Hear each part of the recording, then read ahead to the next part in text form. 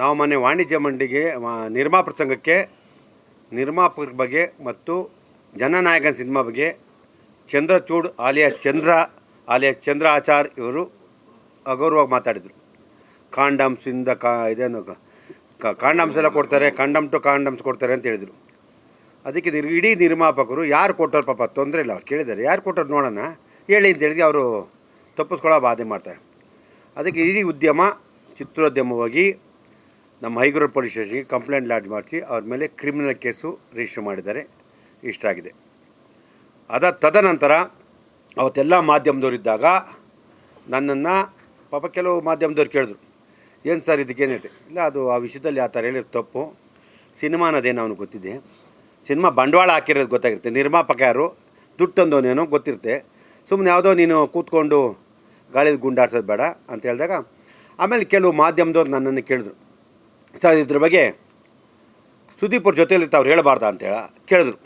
ನಾನು ಹೇಳಿದೆ, ಪಾಪ ಅವ್ರಿಗೆ ವಿಷಯ ಗೊತ್ತಿದೆಯೋ ಗೊತ್ತಿಲ್ಲ ಗೊತ್ತಿರೋ ಅವ್ರು ಈ ಥರ ಎಲ್ಲ ಮಾತಾಡೋಕ್ಕೆ ಹೋಗಲ್ಲ, ಅವ್ರು ಉಗಿತಾರೆ. ನಮಗೆ ಗೊತ್ತಿರೋ ಅವ್ರಿಗೆ ವಿಷಯ ಗೊತ್ತಿರಲ್ಲ, ಅವ್ರಿಗೆ ಗೊತ್ತಿದ್ರೆ ಈ ಥರದ ವಿಷಯದ ಹೇಳಲ್ಲ ಅಂತ. ಅದಕ್ಕೆ ಸುದೀಪ್ ವಿಷಯ ತಗೊಂಡು ನಾನು ಮಾತು ಹೇಳಿದೆ, ಸುದೀಪ್ ಅವ್ರಿಗೆ ಗೊತ್ತಿರಲ್ಲ ಅಂತ. ಅದನ್ನು ಸುದೀಪ್ ಅವ್ರಿಗೆ ನನ್ನನ್ನು ತಿಳಿಸಿಬಿಟ್ಟಿದ್ದೀರಾ ಅಂತ ಇವನು ನನ್ನನ್ನು ಏನಂದರೆ ಕೊಬ್ಬರಿ ಮಂಜ, ಕೋಕೋನಟ್ ಮಂಜ ಅಂತ ಇವನು ಈ ರೀತಿ ನನ್ನನ್ನು ನಿನ್ನ ಬಿಡಲ್ಲ, ನನ್ನ ಜೀವನ ಇರೋ ಗಂಟ ಬಿಡಲ್ಲ ಅಂತೇನು ಅಂದಿದ್ದಾನೆ. ಪಾಪ ಇರಲಿ, ಅವನು ಅಂದಿದ್ದಾನೆ.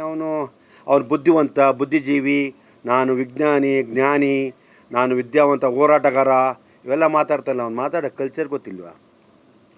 ಅವನು ಏನು ನನ್ನ ಬಿಡಲ್ಲ, ನಾನು ಸ್ಮಗ್ಲರ, ಇಲ್ಲ ನಾನು ಗಾಂಜಾ ಮಾರ್ತಿದ್ನ, ಇಲ್ಲ ನಾನು ಬೇರೆ ಮಾಡ್ತಿದ್ನ, ಇಲ್ಲ ಬೇರೆಯವ್ರ ಥರ ನಾನು ಬೇರೆ ಪಿಂಪ್ ಕೆಲಸ ಮಾಡ್ತಿದ್ನ. ಕೆ ಮಂಜು ಅಂತ ಅವ್ನಿಗೆ ಏನು ಗೊತ್ತೈತೆ? ಕೆ ಮಂಜು ಇತಿಹಾಸ ಐತೆ. 55 ಸಿನಿಮಾ ಮಾಡಿದ್ದೀನಿ, ಸುಮಾರು ಸಿನಿಮಾ ಡಿಸ್ಟ್ರಿಬ್ಯೂಷನ್ ಮಾಡಿದ್ದೀನಿ, ಕೋಟ್ಯಾಂತರ ರೂಪಾಯಿ ಸಿನಿಮಾ ಕಳೆದಿದ್ದೀನಿ. ಅದು ನನ್ನ ವೃತ್ತಿ, ಇದು ನಂಗೆ ದೇವರಿದ್ದಂಗೆ. ನಾವಿಲ್ಲಿ ಬಂದವರು ಪೂಜೆ ಮಾಡ್ತೀವಿ, ಪವಿತ್ರವಾಗಿದೆ ನಮ್ಮ ದೇವಸ್ಥಾನ ಥರ. ಸಿನಿಮಾನ ನಾವು ಗೌರವಿಸ್ತೀವಿ, ಅದು ನಮ್ಮ ವೃತ್ತಿ. ಯಾರೇ ಬರಲಿ ಇಲ್ಲಿ ಇದಕ್ಕೆ ಬರಬೇಕು ಅಂದರೆ ಎಲ್ಲರಿಗೂ ಯೋಗ ಇಲ್ಲ. ತುಂಬ ಜನ ಇದ್ದಾರೆ, ತುಂಬ ಜನ ಬರ್ತಾರೆ. ನಾವು ನಿರ್ಮಾಪಕರು ಉಳ್ಕೋಬೇಕು, ನಿರ್ಮಾಪಕರು ಶಿಸ್ತು ಕಲಿಸ್ಬೇಕು ಅಂತ ಒಂದು ಅಸೋಸಿಯೇಷನ್ ಇದೆ. ಸುಮ್ಮನೆ ಅಲ್ಲ, ಇಲ್ಲಿ ಆದಿಲೋಗೋ ತೀಟೆ ತೀರೋನಿಗೆಲ್ಲ ಮಾತಾಡೋಕ್ಕಲ್ಲ ಇರೋದಿಲ್ಲ. ಆಮೇಲೆ ಅವನೇನು ಇಂಡಸ್ಟ್ರಿ ಸಾಧನೆ ಇದೆ, ಯಾವ ಕತೆ ಬರ್ತಿದ್ದಾನೆ, ಯಾರಿಗೆ ಕತೆ ಕೊಟ್ಟಿದ್ದಾನೆ, ಯಾವ ಆಕ್ಟ್ ಮಾಡಿದ್ದಾನೆ, ಇವನು ಎಷ್ಟು ಜನ ಬ್ಲ್ಯಾಕ್ ಮೇಲ್ ಮಾಡೋನೆ. ಸುಮಾರು ಇದು ಬಂದಾಗ ನನಗೆ ಎಷ್ಟು ಜನ ಫೋನ್ ಮಾಡಿದ್ರು ಗೊತ್ತಾ? ಸರ್ ಅವ್ನು ಹಿಂಗಿದೆ, ಫ್ಯಾಮಿಲಿಗಳ್ದಿದ್ದೆ, ಆಮೇಲೆ ಇದೆಲ್ಲ ಹೇಳಿದೆ. ನಾನು ಹೇಳಿದೆ, ಅವ್ನು ವೈಯಕ್ತಿಕ ವಿಚಾರ ನನಗೆ ಬೇಕಾಗಿಲ್ಲ. ಅವ್ನು ಪರ್ಸ್ನಲ್ ಏನಾರು ಮಾಡ್ಕೊಳ್ಳಿ, ಅವನಿಷ್ಟ ಯಾರನ್ನಾರು ಕರ್ಕೊಂಡು ಹೋಗಲಿ, ಅವ್ನು ಏನು ಕಾಂಡ ಮಾಡೋ ಸಪ್ಲೈ, ಅದು ಅವನು ಇಷ್ಟ, ನನಗೆ ಸಂಬಂಧ ಇಲ್ಲ. ನಾನು ಯಾಕೆ ಮಾತಾಡಬೇಕು? ನನ್ನ ಚಿತ್ರೋದ್ಯಮ ನನ್ನ ಮನೆ. ನಾನಿವತ್ತು ಕರ್ನಾಟಕ ಚಲನಚಿತ್ರ ವಾಣಿಜ್ಯ ಮಂಡಳಿ ಉಪಾಧ್ಯಕ್ಷ ನಮಗೆ ಗೆಲ್ಲಿಸಿದ್ದಾರೆ, ಆಯ್ಕೆ ಮಾಡಿದ್ದಾರೆ.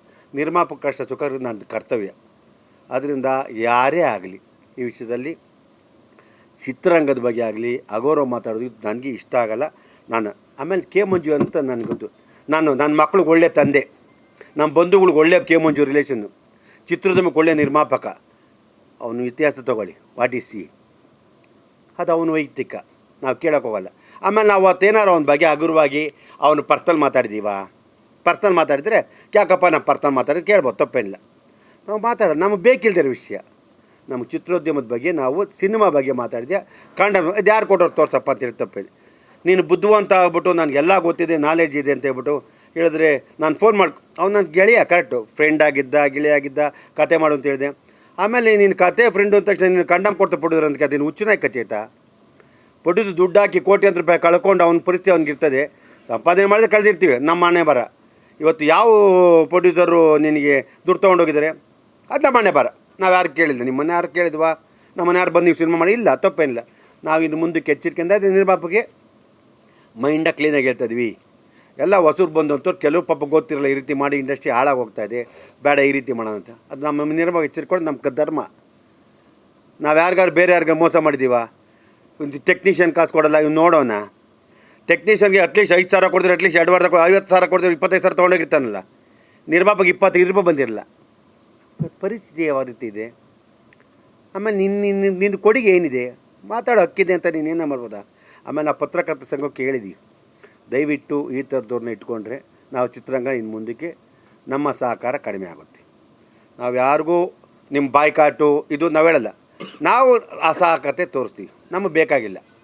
ನಮಗೆ ಚಿತ್ರೋದ್ಯಮ ಬೆಳಿಬೇಕು, ನಾವೆಲ್ಲ ಒಂದು ಲಿಂಕು, ಒಂದು ಫ್ಯಾಮಿಲಿ ನಾವು ಗೌರವ ಕೊಡೋದು.